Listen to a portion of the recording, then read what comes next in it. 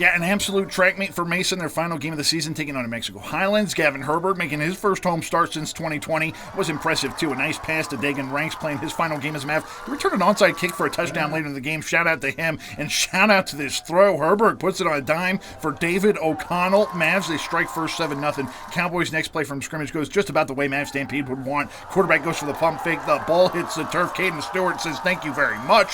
And just about 2 straight plays, the Mavs double up New Mexico Highlands 14-0. But hang on, I mentioned this was a track meet. Cowboys' next possession, Kevon Beckford, transfer from Houston, breaks off a big end-around play here.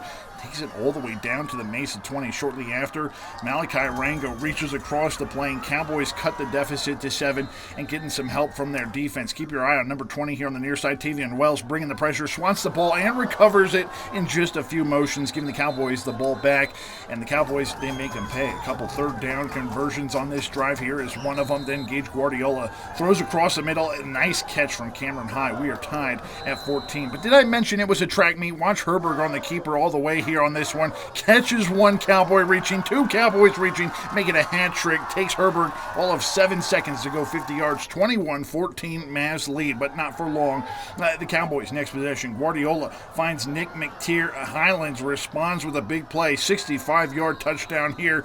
We are all level. Mesa had a hard time getting the rushing game going, but here's one of those silky runs from Buda Eisen. Mavs going for it on 4th and 12 here. Herberg navigates the pocket really well, sees the spy going the wrong way, makes a cut, picks up the yards he needs to keep the drive alive, which is big because on the next play, check out the rainbow here. Once again, it's the junior from Golden, O'Connell, in the back of the end zone. That's 2 for him. 27-21 after the tipped extra point. And watch this play. I'll let you decide. Guardiola decides to pull it down, gets absolutely smacked by Hudson Metcalf. He gets flagged for targeting, ejected on the play. The ejection hurts, the penalty yards hurt, and so too does the touchdown scamper. Highlands takes their first lead of the game, 28-27.